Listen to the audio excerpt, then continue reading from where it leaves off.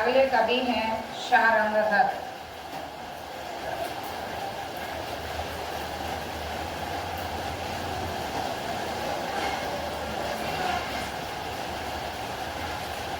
इनका ग्रंथ है अम्मीर रासो।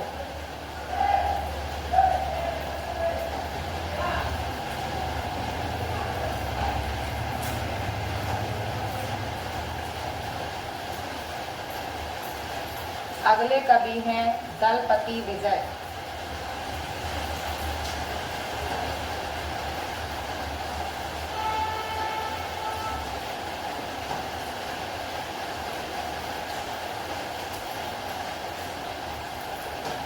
ग्रंथ है कुमान रासो।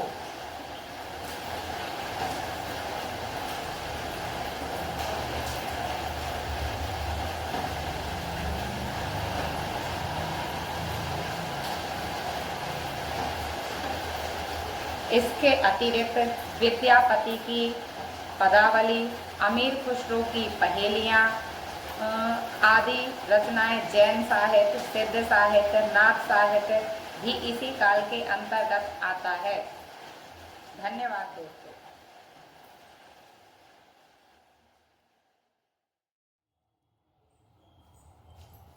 हेलो बच्चों, हम पढ़ रहे हैं हिंदी पद्य साहित्य का इतिहास। पद्य साहित्य के इतिहास में हमने आदिकाल को देख लिया था। आज हम पढ़ने वाले हैं भक्ति काल।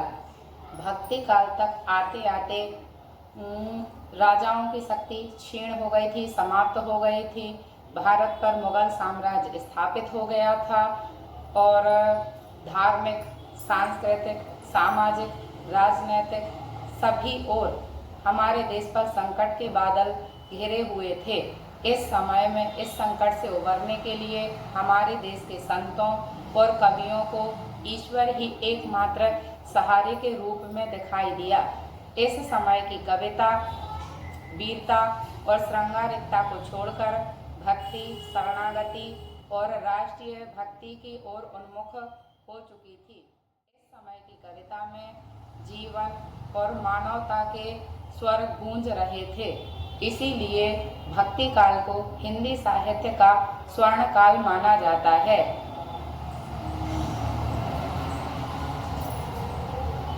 भक्ति काल को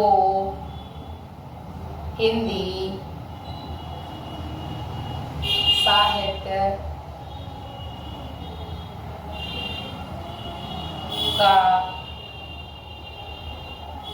स्वर्ण काल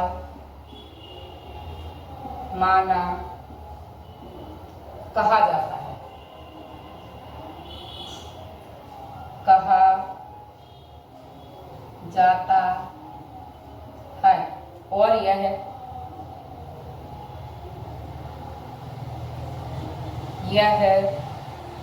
जॉर्ज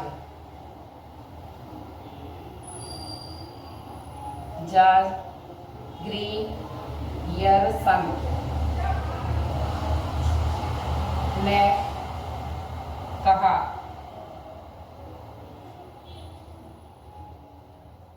है इसके आगे हम देखते भक्ति काल का काल विभाजन।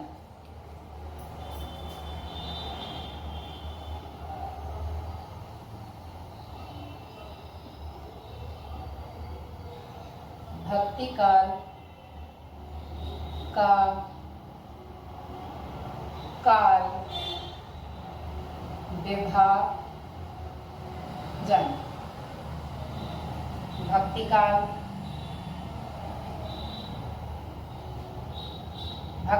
को दो भागों में बांटा गया है, सगुण भक्ति शाखा और निर्गुण भक्ति शाखा। सगुण भक्ति शाखा, निर्गुण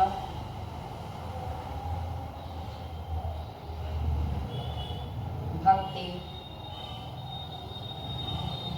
शाखा।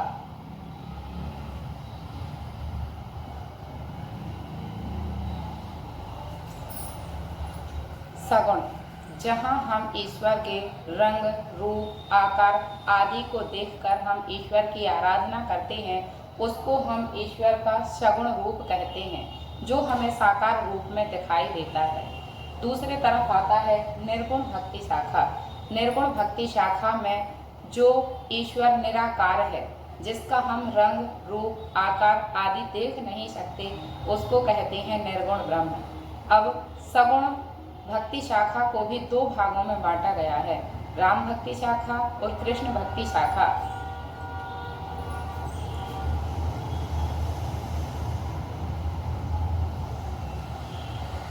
राम भक्ति शाखा।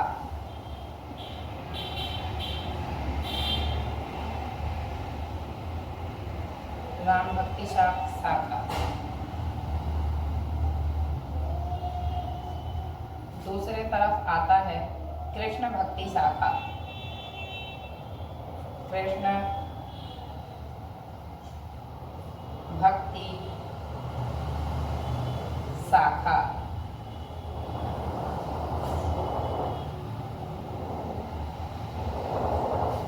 निर्गुण भक्ति धारा को भी दो भागों में बांटा गया है, ज्ञान आश्रय शाखा और प्रेम आश्रय शाखा।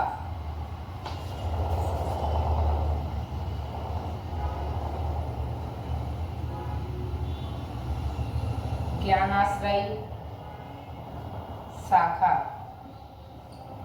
प्रेम आश्रय शाखा।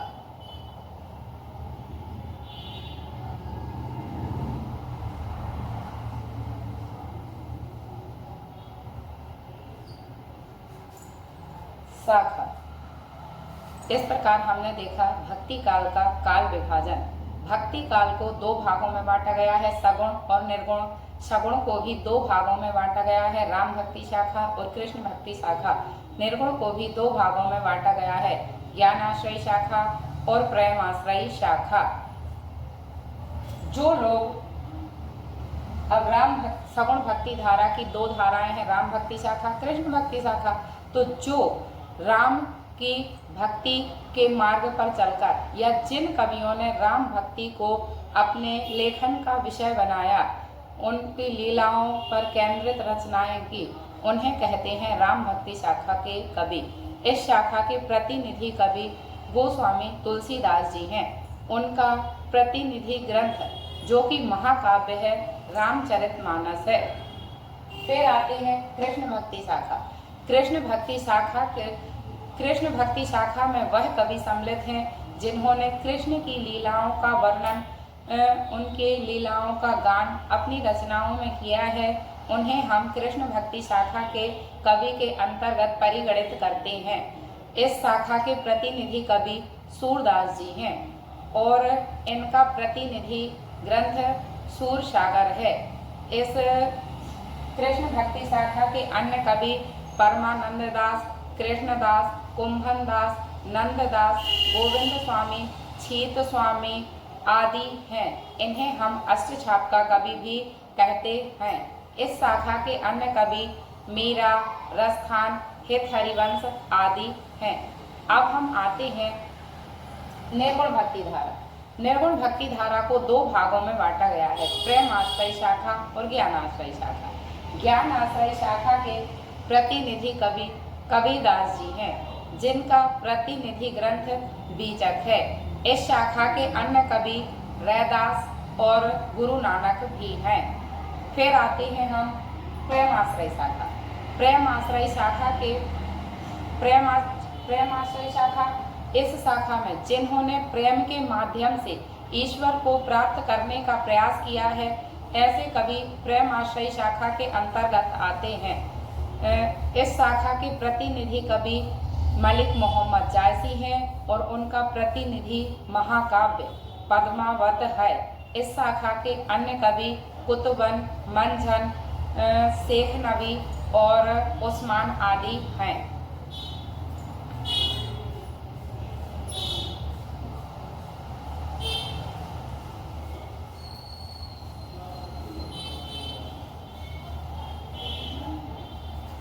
राम भक्ति शाखा के प्रतिनिधि कवि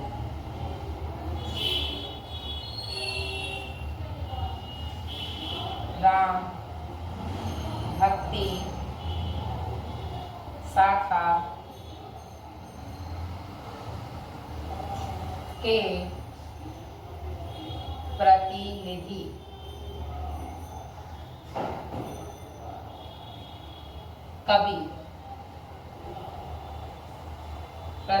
कवि गोस्वामी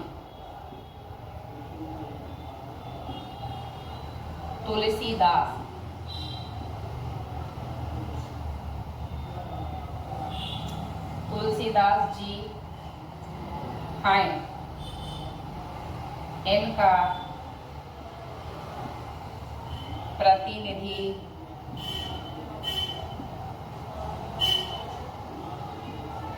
महाकाव्य प्रतिनिधि ग्रंथ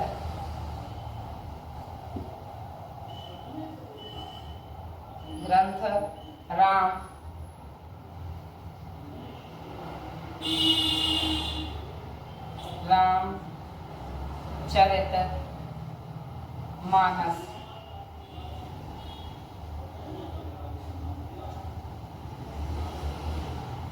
है, जो महाकाव्य है, जो कि एक महाकाव्य